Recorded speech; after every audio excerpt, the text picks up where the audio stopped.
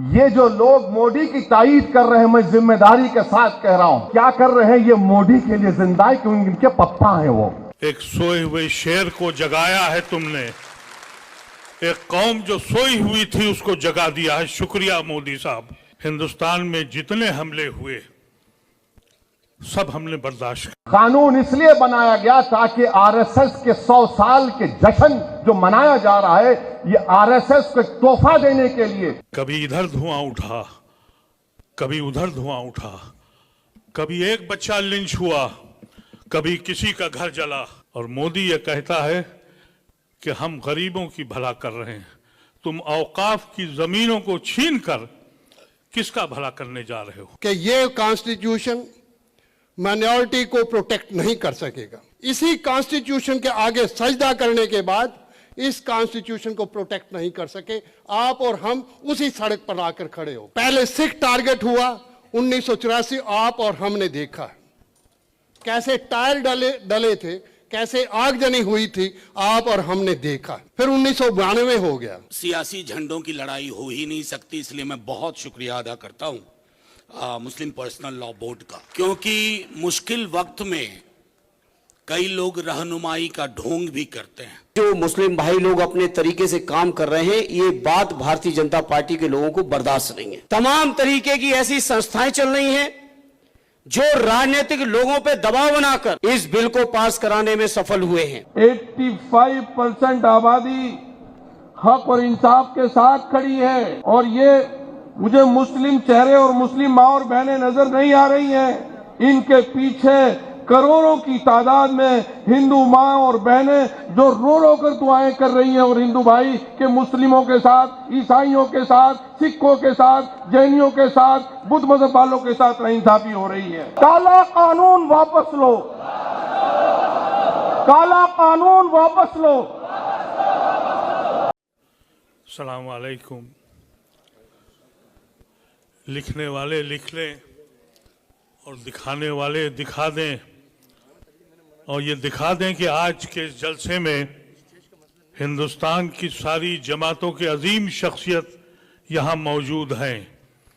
एक सोए हुए शेर को जगाया है तुमने, एक कौम जो सोई हुई थी उसको जगा दिया है। शुक्रिया मोदी साहब।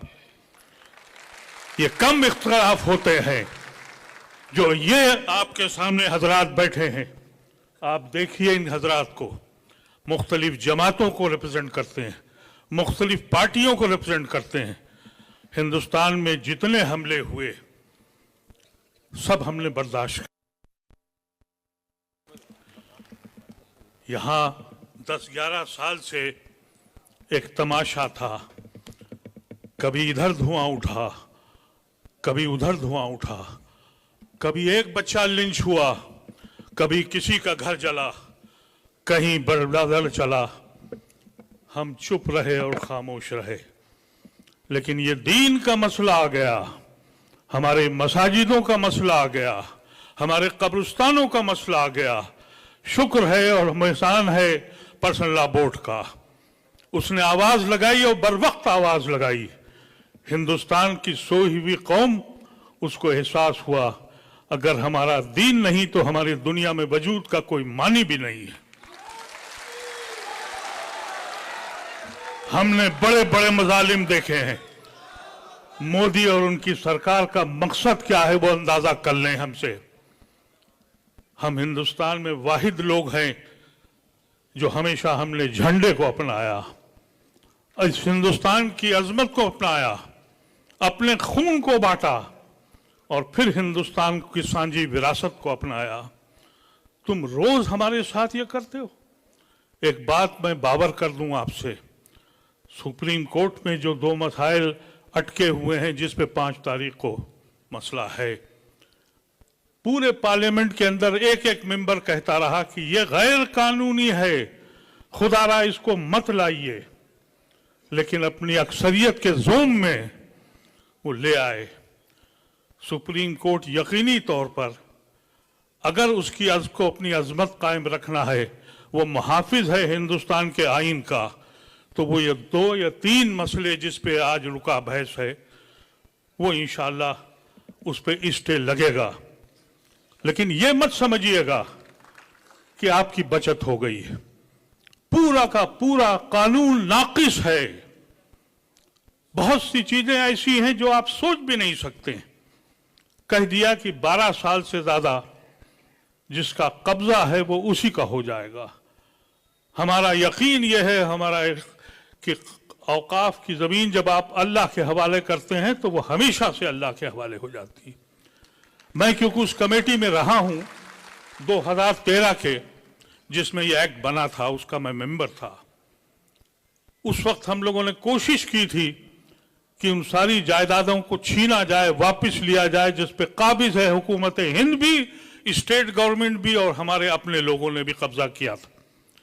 अब अगर वो 12 साल से काबिज हैं तो जमीनें उनकी हो गई। और मोदी ये कहता है कि हम गरीबों की भला कर रहे हैं। तुम औकाफ की जमीनों को छीन कर किसका भला करने जा रहे हो?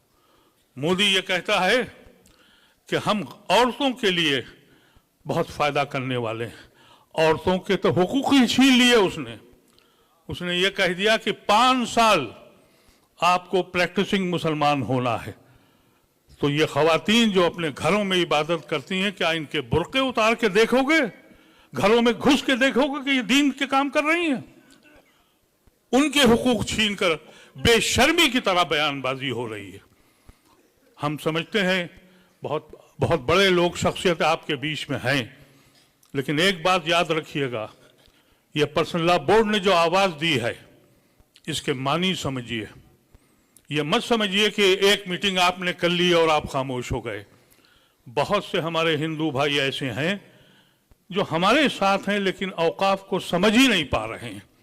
उनको ये अंदाजा ही नहीं हो रहा है। वो समझते हैं कोई ट्रस्ट है, कोई ऐसी संस्था है। उन्हें ये मालूम नहीं है कि औकाफ की जमीन अल्लाह की जमीन है।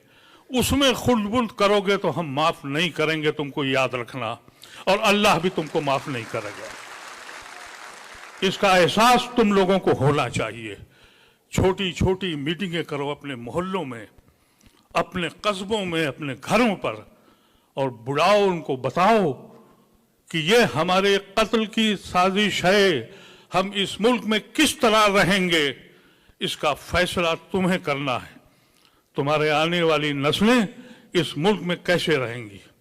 जितने हमले हुए हैं हमने बर्दाश्त किया है, लेकिन इससे बड़ा हमला मैंने अपनी जिंदगी में तो नहीं देखा। और आज मैं ये कहना चाहता हूं कि आप तैयार रहें, छोटी मीटिंगें करें, गैर मुस्लिमों के साथ मिलें और अपनी मीटिंगों की इत्तला पर्सनल लॉ बोर्ड को जरूर दें कि हमने यहां मीटिंग करी है, हमने यहां मीटिंग करी है। और ये अफवाह मत फैलाइए कि हम में आपस में इंतशार है। हम यकीनी तौर पर पर्सनल लॉ बोर्ड के हुक्म पे चलेंगे। ये हमारा सबसे बड़ा अदारा है और इस इदारे ने खुल के सामने काम किया है। हम किसी जमात के हों, किसी पार्टी के भी हों, लेकिन हमारी ये जिम्मेदारी बननी चाहिए कि हम अपने इलाके में जा के बताएं कि ये गैर कानूनी चीज है। खुशनसीबी ये है हम लोगों की कि इस मुल्क में गैर मुस्लिम की बड़ी तादाद आपके साथ खड़ी है। ऐसा न हो कि आप इसको हिंदू मुसलमान करके उनको अलग कर दीजिए। ये सांझी विरासत का मुल्क है, ये गांधी और नेहरू का मुल्क है, और इसलिए आज वो आपके साथ खड़े हैं। लेकिन अगर आपने उनको रुजू नहीं किया और उनसे बातचीत नहीं करी तो ये हिंदू मुसलमान हो जाएगा जो मोदी चाहता है। इसको आपको बहुत एहतियात के साथ काम करना है। ये बताना है आपको कि ये आईन का मसला है और हमारा ताल्लुक इस मुल्क के आईन से है। हमने जुना को इसीलिए ठुकराया था कि हम मुस्लिम मुल्क में नहीं रहना चाहते थे। हमने लियाकत अली खान को इसीलिए ठुकराया था। हमने नेहरू और गांधी और आजाद को अपनाया था इस संविधान के लिए। हम जुड़े हैं इस संविधान से, और अगर इस संविधान को तोड़ देंगे तो हमारे इस लिखने वाले लिख लें और जिसको कहना है वो समझ लें। हम अपने सबसे आगे आपके साथ घूम देंगे, लेकिन हिंदू भाइयों को जरूर बताइए ये सियासी बिल है, कतन सियासी बिल है। हुकूमत जो भी फैसले करेगी, आप ये मत समझिए कि एक्ट के बाद सारे मसाइल हल हो जाएंगे। नहीं मेरे अजीजों, नहीं होंगे। ये लड़ाई बहुत दौर लड़नी पड़ेगी, बहुत लंबी लड़ाई है। जब तक कि ऐसे लोगों को आप हुकूमत से बाहर नहीं फेंकेंगे, आप महफूज नहीं हैं। तैयारी करिए कि हिंदुस्तान के सारे जेल छोटे पड़ जाएं, वहां जगह न रहे। हमारे ऐसे ये सारे हजरात, इन्होंने पर्सनल लॉ बोर्ड की मीटिंग में ये बात कही थी, मैं उसमें था मौजूद। सदर मौसूफ ने कहा था कि अगर जेल जाना पड़ा तो जाऊंगा। सेक्रेटरी जनरल ने कहा था जेल जाऊंगा। अगर ये जाते हैं तो मेरा ऐसा मामूली इंसान भी अपनी आखिरी सांसें जेल में उतारने के लिए तैयार है। आप तैयार हैं? बता दें हिंदुस्तान के लोगों को कि खोई हुई कौम को छेड़ो मत करो, हमको इतना परेशान मत करो। हम इस मुल्क में इसलिए आए थे कि इस मुल्क को हम ऐसे बनाएंगे जिसका ख्वाब हमारे बुजुर्गों ने देखा था। हम इन अल्फाज के साथ हम गुजारिश करते हैं आप हजरात से कि ये सिर्फ जलसा समझ के मत चले जाइएगा, पैगाम लेके जाइएगा जो पर्सनल लॉ बोर्ड आपको पैगाम देगा। और जो बात मैंने आपसे कही है, एक एक आदमी से अगर टैक्सी पे बैठिए तो टैक्सी वाले को समझाइए। मैं अभी टैक्सी से आया हूं, टैक्सी वाले को समझाता हुआ आया हूं, गैर मुस्लिम था। और जहां भी आप जाएं उससे बताएं कि ये कैसी जालिम हुकूमत है जो हिंदुस्तान को लम्हे लम्हे किस्तों में तोड़ रही है, इस मुल्क को हम टूटने नहीं देंगे। वाखिर दवाना अल्हम्दुलिल्लाह रब्बिल आलमीन। आदाब। और बुजुर्गों, मेरी इज्जतदार और माँ और बहनों, all India Muslim Personal Law board का ये जो प्रोग्राम है, आपसे हम गुजारिश करते हैं कि पूरे मुल्क में आप इसका साथ दीजिए। और ये जो अबू लहब, अबू जहल और हमारे जितने ये जोकर हैं, अब इस कानून में कह दिया गया कि आप ओरली किसी को मुतवल्ली नहीं बना सकते। ये जो लोग मोदी की तायीद कर रहे हैं, मैं जिम्मेदारी के साथ कह रहा हूं, हजरत सलीम चिश्ती रहमतुल्लाह अलैह की दरगाह में किसी एक शख्स को वहां का मुर्शिद बनाया गया। अगर मैं उर्दू में मुर्शद बोलूं तो उसका अलग माने निकलते हैं। तो उनको जब बनाया गया तो मुझे भी इनविटेशन भिजा दिए, नहीं मालूम क्यों भिजाए मुझे। तो क्या हुआ देखिए, अगर वो कानून पास होने से पहले बनाते, मुहिबुल्लाह साहब आप भी गए थे शायद दावत में उनके पास, उनकी जो बन गए गद्दी नशीन जो बन गए उन्होंने। खैर वो अलग बात है कि सूफी और कूफी कौन है। मुझे सूफीज्म के बारे में जुनैद बगदादी ने कहा वही सूफी हो सकता है जो दुनिया में मर गया और अल्लाह के लिए जिंदा है। ये लोग क्या कर रहे हैं, ये मोदी के लिए जिंदा है क्योंकि इनके पप्पा हैं वो। तो वहां पर ये अब उन्होंने अपने बेटे को मुतवल्ली जानशीन बना दिया, तो कानून अब बन गया, बना के दिखाओ, आप नहीं बना सकते। तो ये लोग एक तमाशा कर रहे हैं और जितने टीवी चैनल पर इन तमाम जोकरों को लाके बिठा रहे हैं, ये तमाम के तमाम एक सेक्शन हमको बता दो जो वक्फ बोर्ड की 70% जमीन पर काबिज है, उसको हासिल कर लिया जाएगा। बताओ हमको, आप कोई नहीं बता सकते। कानून इसलिए बनाया गया ताकि आरएसएस के 100 साल के जश्न जो मनाया जा रहा है, ये आरएसएस को एक तोहफा देने के लिए और इस मुल्क के सेकुलरिज्म को, इस मुल्क की आइन को कमजोर करने के लिए, इस मुल्क की तहजीबों को खत्म करने के लिए और मुसलमानों के ईमान पर, उनकी मजहबी इबादत गाहों पर निशाना बनाने के लिए। और मैं कल में जवाद साहब को फोन करके बताया हूं कि सेक्शन 3D पार्लियामेंट में इस पर कोई बात ही नहीं किया। मैंने कहा कि 100 ASI के पूरे प्रोटेक्टेड मॉन्यूमेंट चले जाएंगे, दिल्ली के 180 ASI के मॉन्यूमेंट से वक्फ की जायदाद नहीं रहेंगे, अब वो निकल गए हमारे हाथ से। इवैक्यू प्रॉपर्टी एक्ट हमारे हाथ से निकल गई, जो पंजाब हरियाणा में हजारों एकड़ जमीन है सब हमारे हाथ से निकल गई। तो ये लड़ाई लड़ना है ताकि जब मौरिख ये तारीख लिखेगा आज से 100 साल के बाद, तो वो लिखेगा कि हां 2025 में ऐसे मर्दे मुजाहिद और ऐसी हमारी बहनें उठ खड़ी हुई थी जिन्होंने जिस जगह का मालिक अल्लाह है उसकी हिफाजत के लिए उन्होंने जद्दोजहद की और उन्हें उसको अल्लाह उनको हमको कामयाब करेगा। पीछे हटने का सवाल नहीं है। जब तक कानून वापस नहीं लिया जाता हम लड़ते रहेंगे। हम अदालत में भी कानूनी कार्रवाई चल रही है, मगर जो सेक्शन पर स्टे नहीं हुआ है, हम तो प्रॉपर्टी रोज उसको खो रहे हैं। मैं शुक्रगुजार हूं सदर मोहतरम का, हमने तो अल्हम्दुलिल्लाह हैदराबाद में कामयाब एहतजाज किया। हम उम्मीद करते हैं कि देश के कोने कोने में हजारों नहीं बल्कि लाखों की तादाद में हिंदू, मुसलमान, सिख, ईसाई सब आएंगे। ये आइन को बचाना है, भारत की ताकत, उसकी खूबसूरती भाईचारगी है, उसको बचाना है।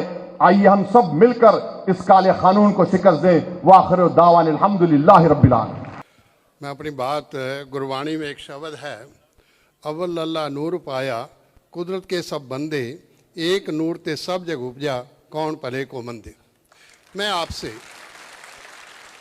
अभी तक कॉन्स्टिट्यूशन की बात हो रही थी, मैं ज़रा हट के बात करूं, शायद 2 मिनट लग जाएं, बस मैं ज़्यादा टाइम नहीं लूँगा।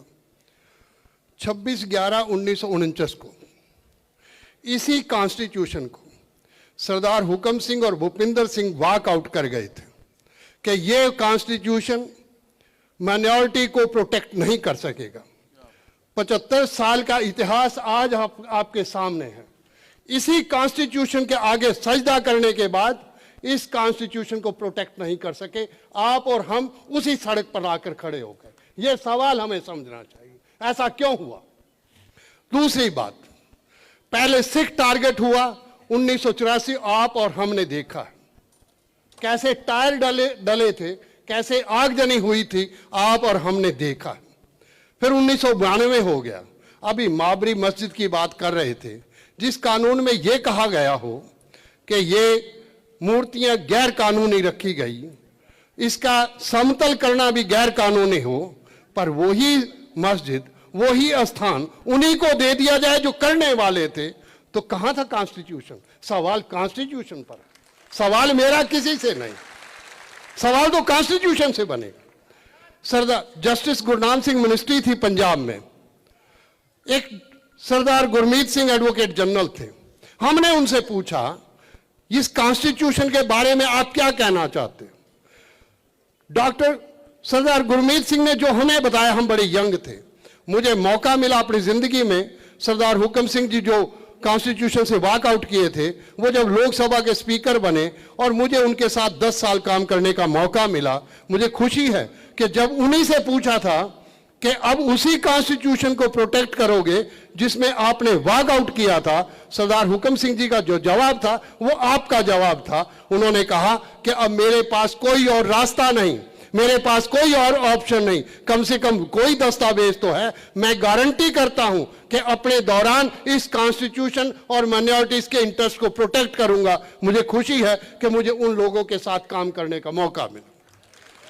मुझे एक बात है, मुझे एक दिन चौधरी चरण सिंह जी अभी 17 विंडसर प्लेस पर थे, 1984 बीती थी, मुझे ज्ञानी हरिंदर सिंह वहां लेकर चले गए, वो एमएलसी थे लोकदल में, वो मुझे लेके चले गए। मैं सरदार हुकम सिंह के कारण, मैं सिंह सभा शताब्दी कमेटी का सेक्रेटरी था, सरदार हुकम सिंह जी प्रधान थे, वो लेके चले गए। जब हम वहां गए तो उन्होंने ज्ञानी हरिंदर सिंह, बीपी मौर्य साथ में थे, ज्ञानी हरिंदर सिंह को कहा कि अगर ये हिंदू होना है तो मैं आज हिंदू त्याग करता हूं, मुझे सिख बना लो। ज्ञानी हरिंदर सिंह तो जवाब ना दे सके। तो मैंने कहा कि अगर आप 5 चीजों पर एक मत हैं, पाखंड मुक्त हैं, जातिवाद मुक्त हैं, शोषण मुक्त हैं, नशा मुक्त हैं, भय मुक्त हैं, तो आप सिख ही तो हैं। आपको सिख होने में क्या इतराज हो सकता है। मैं उन्हीं आदमी, मेरे उनके साथ लास्ट मोमेंट तक भी अच्छे संबंध रहे, वहीं रामविलास पासवान और सभी मिले। मैं आपसे कुछ बातें इसलिए कह रहा हूं, मैं ज्यादा क्योंकि समय की बात है। आज लोग इनकार करते हैं बाबर और औरंगजेब से। मैं बड़ा हैरान होता हूं टीवी पर, मैं मुस्लिम समाज से पूछता हूं, जब उनको कहे कि आप बाबर, क्योंकि वो जैसे ढंग के पेश करते हैं वो तो बहुत खतरनाक है। मैं उनसे पूछता जाता हूं कि अगर मुगल सल्तनत का इतिहास खत्म कर दिया जाए तो सिख इतिहास ही खत्म हो जाएगा, सिख इतिहास बचेगा ही नहीं। बाबर से लेकर औरंगजेब तक और गुरु नानक से लेकर गुरु गोविंद सिंह तक हमारा इतिहास मुगल सल्तनत के साथ जुड़ा है। क्या हम इस इतिहास को खत्म कर दें? क्या आपके कहने से हम इतिहास खत्म कर दें? क्या अकबर बादशाह के ये 85 गांव जो गुरु अमरदास जी की बेटी के नाम लगवाए गए, जिसमें हरमंदर साहब है, तरण ताड़ है, बहुत सारे गुरुद्वारे हैं, क्या उन गुरुद्वारों को हम कहीं बंद कर दे जाएं? मैं पूछना चाहता हूं कि कौन सा इतिहास हमारे सामने आप लिखना चाहते हैं? मैं औरंगजेब के बारे में, औरंगजेब थे, ये माता सुंदरी है, ये गुरु गोविंद सिंह जी की पत्नी थी, यहीं नहीं रहे। अगर औरंगजेब इतना जालिम था तो फिर वो यहां कैसे रह सकती थी? ये बंगला साहब गुरुद्वारा है, वो बैठे हैं हमारे मेंबर पार्लियामेंट में, उनका बहुत कदर करता हूं। मैं पूछना चाहता हूं, ये बंगला साहब गुरुद्वारा है, ये राजा जय सिंह का बंगलो था। गुरु हरकृष्ण साहब 8वें गुरु यहीं ठहरे थे, यहीं उनकी फौत हुई। जब उनकी फौत हुई तो औरंगजेब ही था जो बाला साहब सराय काले खां सराय उसके सामने, बस अड्डे के सामने जहाँ जमुना के ऊपर जगह है, वो जगह औरंगजेब ने दी कि इनका संस्कार यही। अगर औरंगजेब इतना जालिम था तो संस्कार क्यों करने दिया? आप औरंगजेब से क्यों डरते हैं जब मैं नहीं डर रहा? ये मोती बाग गुरुद्वारा आपके सामने है। मोती बाग गुरुद्वारा में जब गुरु गोविंद सिंह जी ने औरंगजेब को लिखा कि ये कोई इंसानियत वाली कौन सी बात थी आपने जो की, उन्होंने औरंगजेब ने उनको बुलाया। अगर उनको औरंगाबाद ना जाना पड़ता होता तो ये मोती बाग गुरुद्वारा रेफर करता उस बात को कि गुरु गोविंद सिंह और औरंगजेब की अगर मिलनी हो जाती तो नतीजे क्या निकलते, ये भी देखने वाले हैं। इतिहास के पन्ने बदल जाते। मैं समझता हूं कि शायद सिख भी इस बात को नहीं समझ पा रहे। मैं करतारपुर से लूं, अभी मैं समझता हूं कि सिखों के बारे में आज बहुत सारे गुरुद्वारे में लंगर भी छिकाएंगे। वो क्यों करना चाहते हैं? अदीप जी बैठे हैं, गुड़गांव में नमाज अदा नहीं होने दी जा रही थी, पार्कों में कहते थे हम नमाज अदा नहीं। हमने कहा कि और गुरुद्वारे के पास हम जाके वहां अरेंजमेंट करते हैं और नमाज वहां अदा कर ले। मैं समझता हूं वो नमाज नियामत मिली। जो लोग कहते हैं कि खेती कानून वापस हुए, वो खेती कानून इसलिए 13 महीने किसान बैठे रहे, किसी ने नहीं पूछा। जब वो नमाज की बात आई, हमारे माननीय प्रधानमंत्री जी बाहर आए, तीनों कानून उसी दिन वापस ले लिए जिस दिन वो नमाज अदा होनी थी। ये ताकत होती है आप और हम में। ये ताकत शायद आप नहीं पहचान सके, ये ताकत थी उस नमाज में। मैं कहता हूं नमाज नियामत रही इस देश के लिए, एक नई जिंदगी दी इस देश। मैं समझता एक और बात, क्योंकि मेंबर पार्लियामेंट बैठे हैं और ओवैसी जी बैठे, मैं जानबूझकर ये बात करना चाहता हूं ओवैसी के सामने। और डॉक्टर अम्बेडकर ने ये तो कहा कि मैं पैदा हिंदू हुआ हूं पर मरूंगा हिंदू नहीं। पर मैं डॉक्टर अम्बेडकर से पूछना चाहता हूं, आर्टिकल 25 में फिर आपने ये कैसे लिख दिया कि हिंदू इंक्लूड्स बौद्ध, जैन एंड सिख्स? वो तो बौद्ध बन गए थे, तो बौद्ध को ही आपने हिंदू मान लिया, तो फिर वो उसी की वो कर देते, डिफाइन कर देते। फिर जब आप तो नहीं मरना चाहते तो क्यों, किसने कम्युनलाइज किया इस देश में, किसने इस हालात में पहुंचा? मैं तो डॉक्टर अम्बेडकर से, मेरा कोई डॉक्टर अम्बेडकर से झगड़ा नहीं है, पर मैं एक और मैं बात करता हूं। आज इलेक्शन जो है 543 सीट पर नहीं होता, 131 सीट तो किसी ने अपनी जेब में डाली हुई है। मैं उनसे अपील करता हूं, 131 सीट उन्होंने अपनी जेब में डाली हुई है। उनको तो केवल 142 सीट चाहिए 273 का आंकड़ा करने के लिए। और इन सब को जो दावा कर रहे हैं, इन सबको 543 में से 131 माइनस कर दो, 412 में से 273 सीट जीतनी पड़ेंगी। शायद ये भी हम समझ नहीं पा रहे कि इलेक्शन जीते कैसे जाते हैं। तो सवाल इस बात का होना चाहिए, हम समझना क्या चाहते हैं। हमारा ये कहना है कि हमने शहादतें देखी हैं होते हुए। हमने 1919 देखा है, 1919 ने इस देश को जगा दिया था। और गुरुद्वारा सुधार मूवमेंट जो आज आप मूवमेंट खड़ी कर रहे हो, ये 1919 में गुरुद्वारा सुधार मूवमेंट खड़ी हुई थी। बाबा खड़क सिंह के सामने जब गांधी, मोतीलाल नेहरू, मोहम्मद अली और जौहर आए, मोहम्मद अली जौहर और शौकत अली आए, मोहम्मद अली जौहर के वो शब्द आपको और मुझे याद रखने चाहिए। बाबा खड़क सिंह खालसा लीग की मीटिंग थी 1920 की। मोहम्मद अली जौहर ने यह कहा, हो सकता है कि हमारे बुजुर्गों ने हाकिम रहते आप पर ज्यादतियां की हों, मैं उसकी माफी मांगता हूं। मैं अपनी गर्दन और अपने भाई शौकत की गर्दन पेश करता हूं, आपका मन करे तो काट ले, पर आज जरूरत है हमें इस अंग्रेज हुकूमत से निजात लेने की। वही गुरुद्वारा सुधार मूवमेंट आजादी की लहर बनकर खड़ी हुई और गांधी ने कहा कि हमने पहली आजादी की जंग जीत ली है। यह था इतिहास का पन्ना। अगर शायद हम इतिहास पढ़ना नहीं चाहते, हमारे संबंध है, आज हमारे संबंध तोड़ना चाहते हैं, आज आपके और मेरे साथ झगड़ा करवाना चाहते हैं। सवाल इस झगड़े का, सवाल पता नहीं, मैं नहीं समझता कि ये कोई कानून ज्यादा देर टिकेगा या नहीं टिकेगा। मैं भी पैटिशनर हूं और मुझे मेरी पैटिशन का एडवोकेट कौन है वो मैं बताऊं तो आप हैरान हो जाएंगे। मेरी पैटिशन के एडवोकेट हैं डॉक्टर राजीव धवन और दूसरे हैं संजय हेगड़े। मैं समझता हूं कि आपके साथ सारा देश खड़ा है। आप बिल्कुल इनकार ना करें, हम सब आपके साथ खड़े हैं। अगर एल्यूमिनी जो डॉक्टर धवन जैसा आदमी आपके साथ खड़ा है मेरी पिटीशन को लेकर, मैं क्या था, मेरी तो कोई ऐसी पोजीशन नहीं थी। संजय हेगड़े जैसा विद्वान आपके साथ खड़ा है, तो फिर आप हतोत्साहित बिल्कुल ना होना, आपको करेंगे वो सारा हतोत्साहित। कितनी ताकत है, मैं बस समाप्त करना चाहता हूं। मैं तो केवल आपको एक अपील करता हूं, हमने उस हालात को देखा है, हमने 1982 से लेकर 50 साल का इतिहास हमने देखा है। उस हालात से बहुत सारे लोग गुजरे हैं, वो हालात दोबारा ना आए इस देश में। ये देश जितना उनका है, मैं तो उनको कहता हूं और मैं मेंबर पार्लियामेंट्स को कहता हूं कि आप पार्लियामेंट में जब सिख को डिफाइन कर सकते हैं, जब 5 साल की शर्त आप मुसलमानों पर रख सकते हैं कि 5 साल मुसलमान रहना चाहिए, तो मैं ये कहता हूं कि कॉन्स्टिट्यूशन में कम से कम इतनी हिम्मत तो कर दो कि हिंदू को ही डिफाइन कर दो कि हिंदू किसको कहते हैं। सवाल हिंदू की डेफिनेशन का, झगड़ा हिंदू की डेफिनेशन का, फिर देखते हैं वो कितने हैं। आज जाति जनगणना पर क्यों वो तैयार नहीं हो रहे, उनको पता है जैसे ही जाति जनगणना हुई हिंदू जो औरा बनाया है वो फूट जाएगा। मुझे पता है, उनको एहसास है और मुझे भी इस बात का एहसास है। मैं आपके सामने कहता हूं, आज इस सभा से ये एक ऐलान कर दें कि हिंदू को डिफाइन कर दें, सिख अपने आप ही डिफाइन हो जाएंगे, मुस्लिम अपने आप ही डिफाइन हो जाएंगे। ये देश के विचार और देश के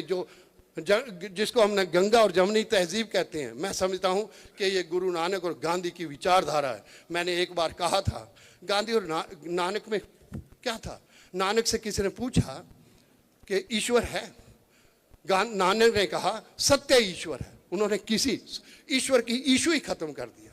400 साल बाद वो 1469 में हुए थे, 1869 में जो आदमी पैदा हुआ उससे भी लोगों ने पूछा कि ईश्वर क्या है, गांधी ने कहा सत्य ही ईश्वर है। मैं बिल्कुल क्लेम नहीं करता कि गांधी ने गुरु नानक को पढ़ा होगा, पर मैं ये क्लेम कर सकता हूं कि नानक ने गांधी को नहीं पढ़ा होगा, पर ये तो है, मैं कह सकता हूं सत्य ही ईश्वर है। अगर सत्य ही ईश्वर है तो सत्य पर चलकर देखे तो वो सत्य से भी ऊपर होगा। इतना कहते मैं बहुत बहुत आभार व्यक्त करता हूं। मैं अपनी बातें कह गया और मैं अपील करता हूं, मुझे खुशी हुई कि श्रोमणी अकाली दल की रिप्रेजेंटेशन हरसिमरत कौर ने इस वक़्फ़ बिल के हक में और इसके खिलाफ बोला और बाकायदा डट के श्रोमणी अकाली दल का साथ दिया। मैं समझता हूं कि मैं उनका भी आभार व्यक्त करता हूं। बहुत बहुत शुक्रिया, बहुत बहुत शुक्रिया। मुस्लिम पर्सनल लॉ बोर्ड, आप तमाम जो हमारे साथ डायस पे हैं,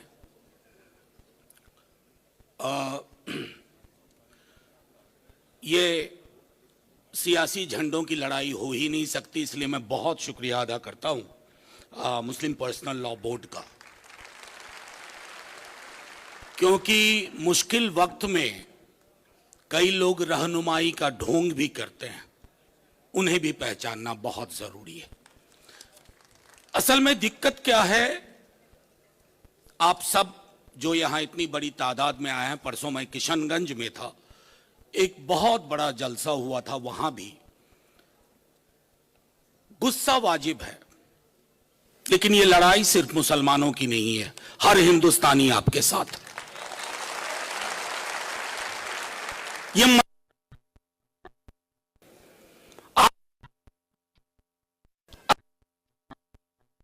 के लिए हुआ है तो इसलिए ये चुप रहा। दिक्कत क्या है ना, जिसने इस मिट्टी से मोहब्बत नहीं की वो इस मिट्टी के मिजाज को समझ ही नहीं पाया। ये अद्भुत मिट्टी है, मैंने सदन में भी कहा था, दोहरा रहा हूं, सदन इस देश की एक बड़ी आबादी सरहद पार करके पाकिस्तान नहीं गई, वो हमारे उनके पुरखे और हमारे बच्चे भाई बहन सब यहां बैठे हुए हैं। पूरा विद्यार्थी जीवन साइकिल पे काटा है, तभी सिंबल भी नहीं था समाजवादी पार्टी का साइकिल। तो हुआ पंक्चर होती थी तो पंक्चर वाला जमीन पे बैठते हुए ऊपर वाले की तरह दिखता था कि साहब मेरी फुस पड़ी साइकिल को इसने हवा भर दी। हवा भरना जानते हैं, हवा टाइट करना भी जानते हैं।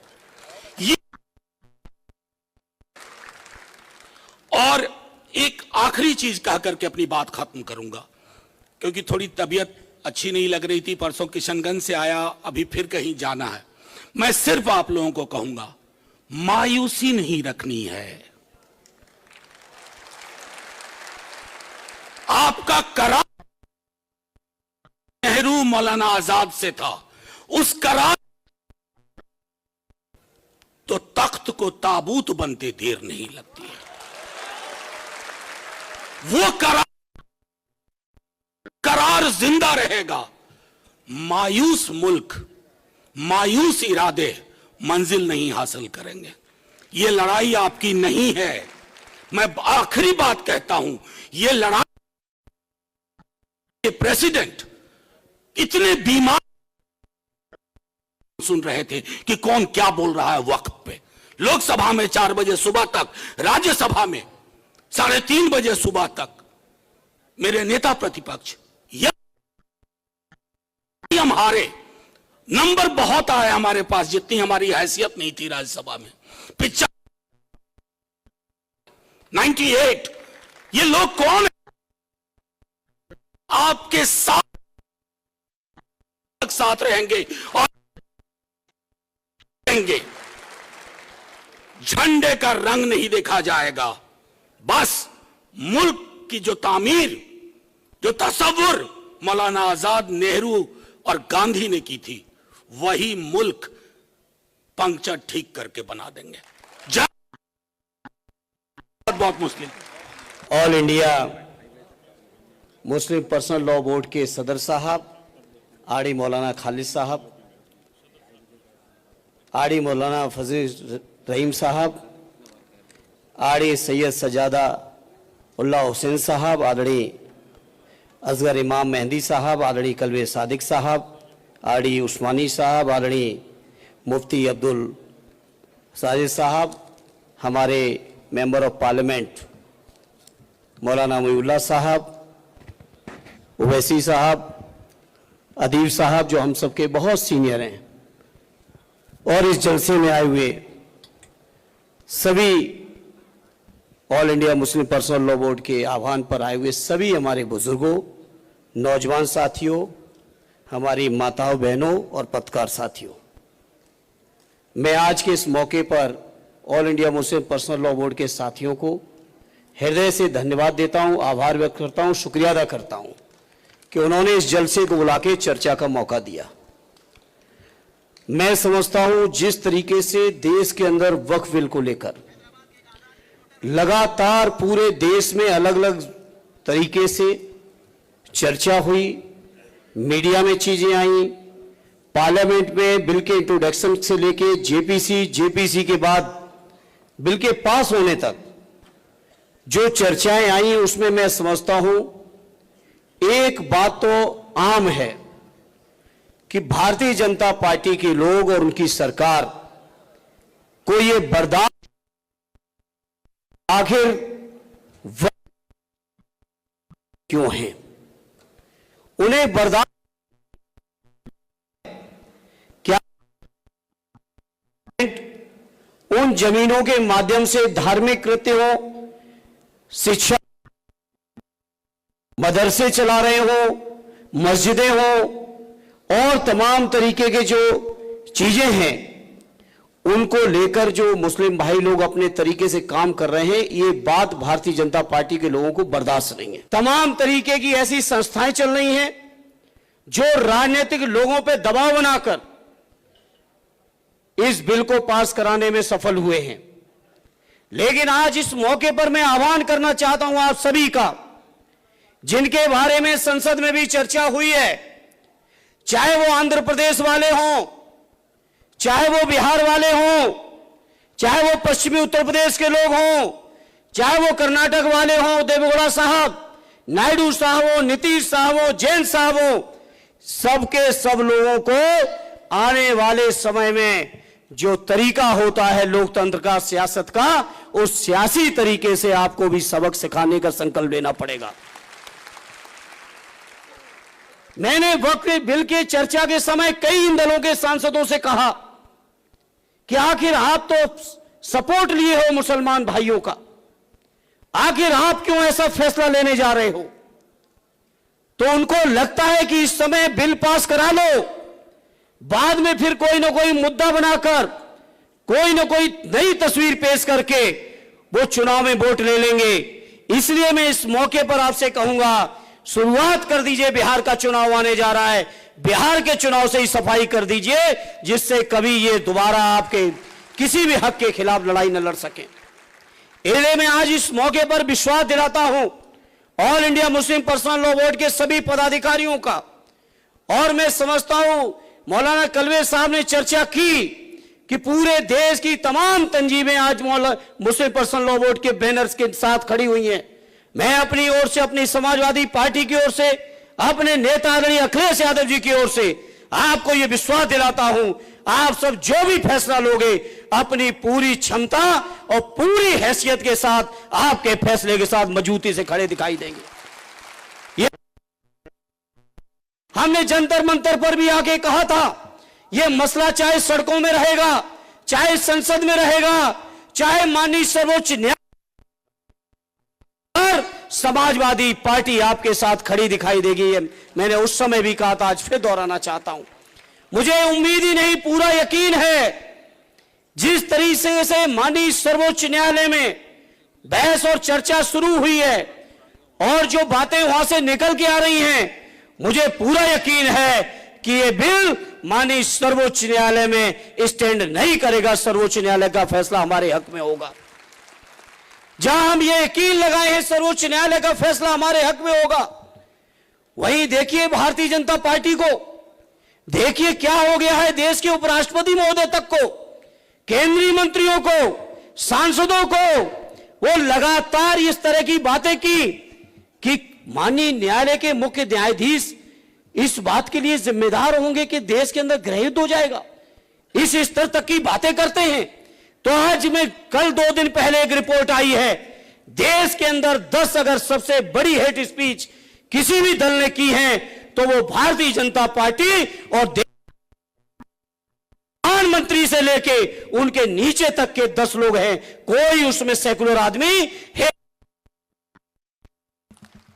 ये सब सामने है देश के सामने, लेकिन मीडिया, सोशल मीडिया तमाम यंत्र तंत्र षड्यंत्र करके जिस तरह से हमारे मुसलमान भाइयों को बदनाम करने का प्रयास हो रहा है, हमारे दलित सांसद के ऊपर, आरडी रामजीलाल सुमन जी के ऊपर जिस तरह से आगरा में तलवारें लहराई गई, मैं समझता हूं यहां बैठे हुए किसी जागरूक व्यक्ति को बताने की जरूरत नहीं। साथियों, हमारे राष्ट्रीय अध्यक्ष जी के लिए कहा जाता है कि उनके ऊपर गोली से हत्या कर देंगे। इस तरह की बातें भारतीय जनता पार्टी के लोग करा रहे हैं और कोई भी कानूनी कार्रवाई नहीं हो रही है। साथियों, इसलिए आज मैं कहना चाहता हूं, मौलाना कलवे साहब ने चर्चा की लखनऊ उत्तर प्रदेश की, मैं जब ये वक्फ बिल लोकसभा से पास भी नहीं हुआ था उससे पहले से ही तमाम मस्जिदों के सर्वे करना शुरू कर दिए गए थे। साथियों, इसलिए बीजेपी के लोग उत्तर प्रदेश, विशेषकर उत्तर प्रदेश और देश के अंदर भारतीय जनता पार्टी के लोग केवल नफरत की बुनियाद पर, इसलिए मैं इस मन से आपसे अपील करूंगा, बहुत धैर्य से काम लेने की जरूरत है, बहुत संयम से काम लेने की जरूरत है और लोकतांत्रिक तरीके से जो भी रास्ते हैं जो बाबा साहब हमें आपको देके गए, जो भी रास्ते बापू महात्मा गांधी जी हमें आपको देके गए, हमें अब आपको सबको मिलके कि मुसलमान भाइयों के साथ साथ अपने के साथ साथ अपने पिछड़े की, अपनी धर्मों के लोगों की, सभी वर्गों के लोगों के मान के भी, सम्मान के भी, स्वाभिमान के भी, हकों की भी, अधिकारों की भी, सबकी रक्षा की जिम्मेदारी हम सबकी बनती है मेरे साथियों। और मुझे यकीन है ये लड़ाई केवल हमें आपको, ये संघर्ष केवल हमें आपको वक्फ बिल तक ही नहीं करना है। वक्फ बिल तो ऊपर वाले ने चाहा तो हम लोग फिर से अपने वही अधिकार वापस लेके रहेंगे। उम्मीद है कि माननीय सर्वोच्च न्यायालय का फैसला हम सबके हक में होगा। और नहीं तो अपील करूंगा, अभी तो ताकत दी है आपने 232 की, हालांकि 240 तक जा सकते थे, कुछ साथी अनुपस्थित थे। मैं पूरे मंच को बताना चाहता हूं, कुछ साथी थे जो कोई बीमारी कारण किन्हीं कारणों से 240 तक लगभग हम लोग पहुंच सकते थे, लेकिन हमें फक्र है आदरणीय अखिलेश यादव जी को मानने जानने वाले 37 के 37 सांसदों ने बहुत मजबूती के साथ इस बिल का विरोध किया है। साथियों, इसलिए मुझे उम्मीद है आप सबकी दुआएं रहेंगी, आप सबका सहयोग रहेगा, तो वो दिन भी दूर नहीं कि जरूरत के 272 का भी आंकड़ा पार करके न केवल वक्फ अधिकारों को लेने के लिए बल्कि समाज के हर दबे कुचले, शोषित पीड़ित, जो उपेक्षित हैं, जो भारतीय जनता पार्टी से पीड़ित हैं, इन सबको न्याय मिलकर करेंगे, ये मैं यकीन और विश्वास के साथ आपसे कह सकता हूं। इस शानदार मंच पर मुझे जंतर मंतर पर भी आपने बुलाया, मुझे आज भी दाल कटोरा के मंच पर आपने बोलने का मौका दिया, मैं उसके लिए अपनी ओर से शुक्रगुजार और शुक्रिया अदा करते हुए मैं आपको यकीन दिलाता हूं, आदरणीय अखिलेश यादव जी की ओर से यकीन दिलाता हूं कि आपकी हर लड़ाई में हम लोग साथ खड़े दिखाई देंगे, कभी कमजोरी हम लोगों की तरफ से आप नहीं पाओगे, ये मैं आपको यकीन दिलाता हूं। और एक आखिरी बात कहते हुए अपनी बात को खत्म करूंगा। सदैव नेताजी माननीय मुलायम सिंह यादव जी ने जो रिश्ते कायम किए, जो संस्कार दिए हैं सेकुलरिज्म के, जो संस्कार दिए हैं देश के भाईचारे के, देश के अपनेपन के, देश के संविधान को बचाने के, उन संस्कारों पर चलते हुए माननीय अखिलेश यादव जी चट्टान की तरह आपकी ही लड़ाई को लड़ते रहेंगे, ये यकीन भरोसा दिलाते हुए अपनी बात को विराम देता हूं। जय हिंद, जय भारत, जय समाजवाद। जनाब बैरिस्टर साहब और वक्फ जनाब असदुद्दीन ओवैसी साहब और हमारी पार्टी से अभी बोल कर गए जनाब धर्मेंद्र यादव जी, और स्टेज पर जितने लोग बैठे हैं जिनका नाम कासिम रसूल इलियास साहब और तमाम कन्वीनर और मेरी माँ और बहनें और मेरे नौजवान साथी और तमाम मेरे हमवतन वो भाई, मैं उन सब की खिदमत में सलाम अर्ज करता हूँ और उनका एतराफ़ करता हूँ कि उन्होंने हक़ के लिए 2 रातें पार्लियामान में जाग करके भूखे प्यासे रह करके इंसाफ की, हक़ की हमनिवाई की और अपनी जानिब से इन जज्बात का इजहार किया कि कुछ भी हो जाए हम अपने वतन अजीज़ में लाकानूनियत और संविधान और दस्तूर को कूड़ा नहीं बनने देंगे इंशाअल्लाह।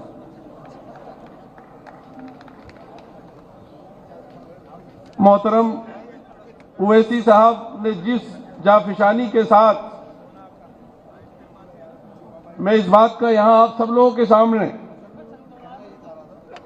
एतराफ़ करता हूं और उनके लिए दिल से दुआगो हूं कि जिस जाफिशानी और मेहनत के साथ वक्त के ताल्लुक से जो जेपीसी की मीटिंगें हुई, उसमें जिस पाबंदी के साथ शिरकत की और जाफिशानी के साथ उन्होंने हक अदा कर दिया, और बहुत सी उनकी शख्सियत को जिस तरह कोई चीज़ आगे बढ़ती है तो मुज़म्मिल करने की कोशिश की जाती है, लेकिन बहरहाल शायरों की परवाज़ बुलंदियों की तरफ होती है। ये मुस्लिम पर्सनल लॉ बोर्ड का जो अम्ब्रेला है, इसका जो इत्तेहाद है, इसकी जो साबित कदमी है, वो 2-4 हवा के झोंके इसको नहीं हिला सकते।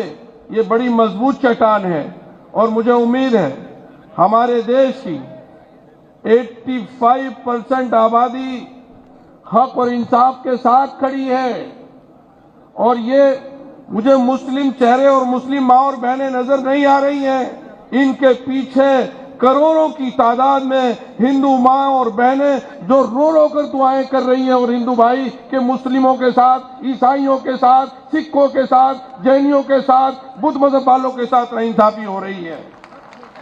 और ये नाइंसाफी बात किस बात की है? लड़ाई सच और झूठ की है, दजल और फरेब और नाइंसाफी और हक और इंसाफ की है। इस लड़ाई को किसी तरह से कोई हमें हरा नहीं सकता इंशाअल्लाह। अभी भारत की सरजमीन इतनी बंजर नहीं हुई है, यहां पर इतना सूखा और काल इंसानियत का नहीं पड़ रहा है कि कोई नाहक दस्तूर को कुचलते हुए, इंसानियत को कुचलते हुए, भारत की हजारों साल तहजीब को कुचलते हुए गुजर जाए, इंशाअल्लाह गुजरने नहीं दिया जाएगा। मैं कल एक अजीब सा मुझे तजर्बा हुआ मोहतरम सदर साहब, मैं बयान नहीं कर सकता और शायद वहां क्योंकि मीडिया नहीं होती, मेरी आंखों से आंसू अंदर से बहे और बाहर निकलकर मुझे बहुत एहसास हुआ। एक रामपुर की एक दलित मासूम बेटी के साथ जिना बिलजब हुआ। वो मेरठ के अस्पताल में जिंदगी और मौत की लड़ाई लड़ रही है और महज उसकी उम्र 10.5 साल है। वो बच्ची सुन नहीं सकती, माजूर थी। वो बच्ची बोल नहीं सकती, माजूर है। झंझोड़ कर रख दिया। मैं कल हजरत जब उसके पास गया, उसके सर पे मैंने हाथ रखा, वो बच्ची मुस्कुराई और मुझे किसी कान में कहा कि आज पहली बार इसने आंखें खोली हैं और ये मुस्कुराई है। क्या मालूम, वो बच्ची जो बोल नहीं सकती, जो बच्ची सुन नहीं सकती, उसकी आत्मा इसी तरह से। फिर मैंने बाहर निकलकर कहा क्या बात है, बंगाल में अगर रैप हो तो पूरा इनकलाब आ जाए, सदर जमहूरिया भी उसके लिए बयान आते हैं, बहुत अच्छी बात है, वो देश के राष्ट्रपति हैं। लेकिन अगर वही बच्ची उत्तर प्रदेश में हो, दलित की हो, तो कोई बयान ना आए, कुछ ना हो, कुछ ना हुआ। ये आखिर दोहरा पैमाना क्यों है? आप यकीन रखिए, अभी किसी ने मुझे भेजा है, जनाब शास्त्री महाराज साहब ने कहा है कि मुसलमानों को भी जलाना चाहिए क्योंकि कब्रिस्तान में जगह ज्यादा घेरते हैं ये लोग और तमाम कब्रिस्तानों को छीन लेना चाहिए, वापस कर देना। ये कहा है नहीं कहा है? आखिर इन लोगों के खिलाफ कार्रवाई कोर्ट करती है तो करें, वरना फिर भारत का समाज उठ खड़ा होगा और इंशाअल्लाह ऐसे जैसे कि हमारे लीडर अभी कह के गए थे धर्मेंद्र यादव जी कि उन 10 लोगों में जिन्होंने भारत में 11 साल से नफरत के बीज बोए हैं, उनमें टॉप से लेकर और नीचे तक नंबर 1 तक सब के सब बीजेपी, भारतीय जनता पार्टी और आरएसएस के लोग हैं। मैं आरएसएस से नहीं डरता, हिंदुस्तान की आवाम आरएसएस से नहीं डरती, उन फासिस्टों से नहीं डरती। ये भारत देश गांधी का देश है, ये राम का देश है, ये मोहम्मद अरबी सल्लल्लाहु अलैहि वसल्लम को इस देश से प्यार की, मोहब्बत की खुशबू आई है। इस देश का कोई इंसान, ये आरएसएस के लोगों, तुमसे नहीं डरता है, कोई नहीं डरता तुमसे। आप ये कानून लाए हो, झूठ बोलकर लाए हो। आपने ये कानून बनाया है, मक्कारी करके बनाया है, अय्यारी करके बनाया है, आंखों में धूल झोंक कर बनाया है। आप देश की उस सबसे अजीम कम्युनिटी को, जिसके बुजुर्गों ने इस देश के लिए कुर्बानियां दी हैं, उनको नीचा दिखाना चाहते हो। तुम्हारे नीचा करने से कोई नहीं होगा। वो तो इज्जु मंतशा, वो तो जिल्लु मंतशा। तू जिसको चाहता है इज्जत देता है, तू जिसको चाहता है जिल्लत देता है। इज्जत और जिल्लत का मालिक वो रब्बे वाहिद है, जो हमारा भी, तुम्हारा भी, देश का सारे इंसानों का मालिक है। कोई कौम, मुल्क की कोई आवाम, चाहे वो दलित हो, पसमानदा हो, चाहे वो आदिवासी हो, किसी के कहने से बेइज्जत नहीं हो जाती। मेरे भाई, जैसे कि हमारे फाजिल एमपी साहब फरमा रहे थे, हबीबी कहते हुए तो गले मिल लेते हैं, मगर मैं हबीबी का शुक्रिया अदा भी करता हूं। क्या गुजारिश करता हूं आपसे, जनाब जामिया अजहर से इफ्ता की डिग्री और दिलवा दीजिए, चूंकि अब हमें ये गर्व हो रहा है कि हमारे देश के बराए मिनिस्टर साहब अब मुफ्ती भी हो गए हैं। अब किसी को बरेली और देवबंद जाने की जरूरत नहीं है। वो इफ्ता का काम जो है वो यहाँ से नहीं है, वो का काम जो है वो यहाँ से जोरबाग से भी हो रहा है। क्या बात है, आपने देश के को मजाक समझ लिया है। किसने हक दिया है आपको देश की जनता को मजाक समझने का? आप ध्यान डाइवर्ट कर रहे हैं 11 साल से, लोगों को रोजगार नहीं दे रहे, किसानों को नासाब इंसाफी कर रहे हैं। और आप सिर्फ एक ही नुस्खा है, आखिर ये मुसलमान जो सोने की मुर्गी जो हर चुनाव के टाइम अंडा दे देती है और आप उसका अंडा खा लेते हैं, कब तक इससे अंडे लेते रहेंगे? अब ये अंडे वापस करने होंगे भैया। हम हिंदू भाइयों के साथ उनके हक के लिए लड़ने मरने के लिए तैयार हैं। किसी दलित, आदिवासी और पिछड़े के साथ अगर नाइंसाफी होगी तो सबसे पहले हम उसके लिए लड़ेंगे इंशाअल्लाह। और दस्तूर को आपने मजाक बना लिया। बहरहाल मैं अपनी बात को खत्म करता हूं। All India Muslim Personal Law board हम सबके लिए बहुत ही काबिल एहतराम है और इसके अम्ब्रेला में जितने भी लोग हैं सारी अल्हम्दुलिल्लाह इत्तेहाद की ऐसी मिसाल तारीख में कभी नहीं देखी गई। जिस मजबूत इत्तेहाद के साथ आज सारे लोग हिंदू, मुस्लिम, सिख, ईसाई, जैन सब लोग एक इत्तेहाद के साथ खड़े हैं। अब ये आवाजें इन ऐवानों से निकल करके सड़कों पर भी जाएंगी, लोग सुनेंगे और अमन और शांति के साथ हमें उन झूठ बोलने वालों से लड़ाई है हमारी जो देश की जनता को गुमराह कर रहे हैं। मैं जिगर के इस शेर पर अपनी बात खत्म करता हूं। तूले गमे हयात से घबरा नाए जिगर, तूले गमे हयात से घबरा नाए जिगर। ऐसी भी कोई शाम है जिसकी सहर ना हो? कोई ऐसी शाम नहीं है। हुकूमतों की भी शामें होती हैं, उनका भी आफ्ताब इकबाल गुरूब हो जाता है। आप तो चुन कर आते हैं, धोखे और लालच से हुकूमतें गिराते हैं। आपकी हुकूमत का तो कोई ठिकाने नहीं किस वक्त गिर जाए इंशाअल्लाह अज़ीज़, जब अल्लाह चाहेगा कुन फयकून के जरिए से। और जिन मजलूमों की आहों, दलित बच्चियों की आहों से ये हुकूमत बहुत दिन तक अब बच नहीं सकती, बह जाएगी इंशाअल्लाह। व आखिरु दावाना अल्हम्दुलिल्लाहि रब्बिल आलमीन। आप हजरात तो जो खड़े हैं वो बैठ जाएं। 2 तकरीरें बाकी रही हैं, सिर्फ और इख्तिसार साथ होगी इंशाअल्लाह। बहुत अहम गुफ्तगू होगी।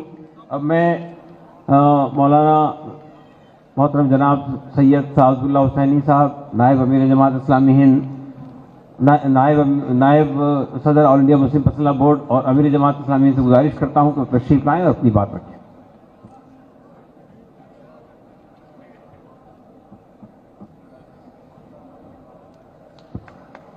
बिस्मिल्लाहिर्रहमानिर्रहीम। नहमदुहु व नुसल्ली अला रसूलिहिल करीम। सदर मोहतरम, मुअज़्ज़िज़ मेहमानान गिरामी और मोहतरम सामईन भाइयों और बहनों, बहुत तफसील से सारी बातें हमारे सामने आ चुकी हैं। इस एक्ट का नाम भारत के अवाम को धोखा देने के लिए उम्मीद रखा गया है। यह बात अब हम पर अच्छी तरह वाज़ेह हो गई है कि यह उम्मीद नहीं है बल्कि तफरीक है, नफरत है, नाइंसाफी है, जुल्म है और इन सब चीजों का रास्ता इस कानून ने खोला है। इस कानून का असल मतलब क्या है वो खुद इसी उम्मीद के अल्फाज में शामिल है। आप याद रखिए इन चीजों को कि उम्मीद के यू का मतलब है अनकॉन्स्टिट्यूशनल। यह कानून इस मुल्क के कॉन्स्टिट्यूशन के खिलाफ है, दस्तूर के खिलाफ है, दस्तूर के आर्टिकल 14 के खिलाफ है, आर्टिकल 15 के खिलाफ है, आर्टिकल 26 के खिलाफ है, आर्टिकल 25 के खिलाफ है, आर्टिकल 29 के खिलाफ है, बल्कि दस्तूर की रूह के खिलाफ है, दस्तूर की सोल के खिलाफ है। अनकॉन्स्टिट्यूशनल। उम्मीद में एम, इसका मतलब है मैनिपुलेशन, कि इस एक्ट के जरिए हिंदुस्तान के अवाम को धोखा दिया गया है, इख्तियारात का मैनिपुलेशन किया गया है और अब बड़े पैमाने पर वक्फ की जमीनों के मैनिपुलेशन की तैयारी की जा रही है। उम्मीद के ई का मतलब है एक्सक्लूजन, कि मुसलमानों को अलग थलग करने की कोशिश की जा रही है, उनके साथ कानून के जरिए तफरीक, लेजिस्लेटिव डिस्क्रिमिनेशन, ये उसका ये कानून जरिया है। वो सारे हुकूक जो इस मुल्क की हर मजहबी ग्रोह को हासिल हैं, जो हिंदुओं को हासिल हैं, जो सिखों को हासिल हैं, जो ईसाइयों को हासिल हैं, सिर्फ टारगेट करके मुसलमानों को उससे महरूम किया जा रहा है। तो उम्मीद के ई का मतलब है एक्सक्लूजन, और एक ई है उसका मतलब है इंक्रोचमेंट, कि यह कानून इस मुल्क की रियासतों के हुकूक में इंक्रोचमेंट है, इस मुल्क की अक़लियतों के हुकूक में इंक्रोचमेंट है, जमहूरियत में इंक्रोचमेंट है और अब बड़े पैमाने पर वक्फ की प्रॉपर्टीज में इंक्रोचमेंट की तैयारी की जा रही है। और आखिर में डी का मतलब है डिवीजन, कि कानून का असल मकसद वही है जो इस हुकूमत का पहले रोज से मकसद रहा है कि बड़े पैमाने पर इस मुल्क के अंदर डिवीजन पैदा किया जाए, हिंदुओं मुसलमानों के दरमियान तफरीक पैदा की जाए, उनको बांटा जाए। आप देखिए कि जिस तरीके से एक्ट लाया गया और उसको लेकर जिस तरीके से पूरे मुल्क में प्रोपेगेंडे का बाजार गर्म किया गया है, साफ मालूम होता है कि मकसद मुल्क की आवाम को बांटना है, तकसीम करना है, डिवीजन है। लेकिन मोहतरम दोस्तों, बुजुर्गों और नौजवानों, कुरान मजीद कहता है कि वो मकरू वो मकरुल्लाह वल्लाहु खैरुल माकिरीन, कि वो अपनी चाल चलते हैं और अल्लाह ताला अपनी चाल चलता है और अल्लाह ताला सबसे बेहतर चाल चलने वाला है। उन्होंने कानून मुल्क की आवाम को बांटने के लिए लाया था, लेकिन उनकी यह कोशिश, उसने आवाम को गैर मामूली तरीके से जोड़ दिया है। आज जो इत्तेहाद आप देख रहे हैं, पार्लियामेंट में जो इत्तेहाद आपने देखा और मुल्क के सारे एहतजाजी जलसों में, वक्फ के एहतजाजी प्रोग्रामों में जिस इत्तेहाद का मुजाहरा हो रहा है, हमारे हिंदू भाई, सिख भाई, अपोजिशन की सारी पार्टियों के लोग जिस तरह पूरी कुव्वत के साथ खड़े हैं इस एक्ट के खिलाफ, वो इस मुल्क की बहुत बड़ी ताकत है। इस एक्ट ने उस ताकत को बेदार कर दिया है, इस जुल्म ने उस ताकत को बेदार कर दिया है। अब करना क्या है, करना क्या है, मैं समझता हूं उसकी भी तफसील आ गई। मैं इसी तरह एब्रीविएशन के जरिए ही, ताकि बात याद रहे, एक प्रोग्राम देना चाहता हूं। वक्फ करना क्या है, वक्फ में W का मतलब है वेकअप, बेदार हो जाइए। यह सबसे पहली जरूरत है कि हम बेदार हो जाएं, घरों से निकलें। ऐसे मौके पर भी जो हालात से बेखबर रहकर घर में बैठा रहेगा, तारीख उसे माफ नहीं करेगी। तारीख मोहतरम बुजुर्गों दोस्तों माफ नहीं करेगी। सबसे पहली जिम्मेदारी यह है कि हम बेदार हों। जो लोग यहां आए हैं वो अपने रिश्तेदारों को बेदार करें, अपने पड़ोसियों को बेदार करें, अपनी मस्जिद में आने वालों को बेदार करें। ये एक्ट और ये जालिमाना कानून मुल्क के मुसलमानों में बेदारी की एक नई लहर का जरिया साबित हो, इसका हम सब अहद करें। करेंगे आप सब लोग? हर अपने मुताल्लिक को बेदार करेंगे, बेदारी का ये कानून जरिया बने। तो वक्त में W का मतलब है वेकअप, बेदार हो जाइए। A का मतलब है एक्ट, एक्शन लीजिए, अमल कीजिए।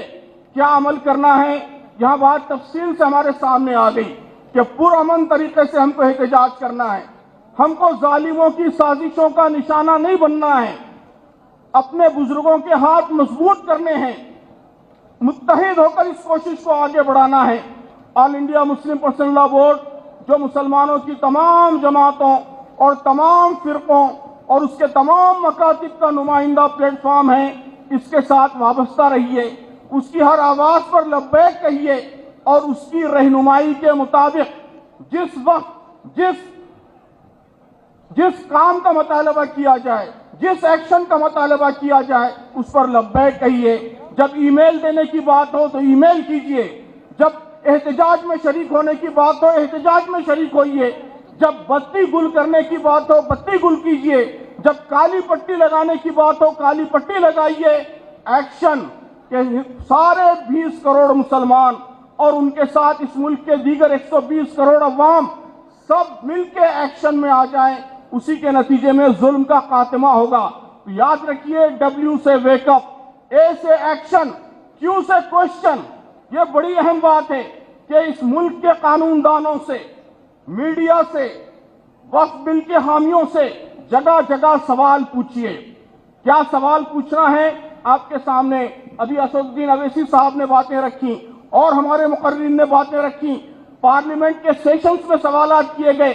ये बड़े चुपते हुए सवालात हैं और यकीन मानिए हुकूमत के पास इन सवालों का कोई जवाब नहीं है। कल आपने सुप्रीम कोर्ट में भी देखा, 2 सिंपल सवाल जजों ने किए, 2 सिंपल सवाल, और ये हुकूमत जो 8 महीनों से इस एक्ट का पिटारा, इस एक्ट का हंगामा खड़ा किए हुए है, उन सवालात का कोई जवाब हुकूमत के वकील के पास नहीं है। पहले दिन कहा कि 24 घंटे दीजिए, दूसरे दिन कहा कि और 8 दिन दीजिए, 8 दिन के बाद आप देखेंगे कि और टाइम मांगेगा, जवाब नहीं है हुकूमत के पास। आप कदम कदम पर सवाल पूछिए, आप पूछिए कि जिस तरह मुसलमानों के वक्फ में आप हिंदू नुमाइंदे मुकर्रर करना चाहते हैं, क्या आप मंदिरों के बोर्ड में मुसलमानों को नॉमिनेट करने के लिए तैयार हैं?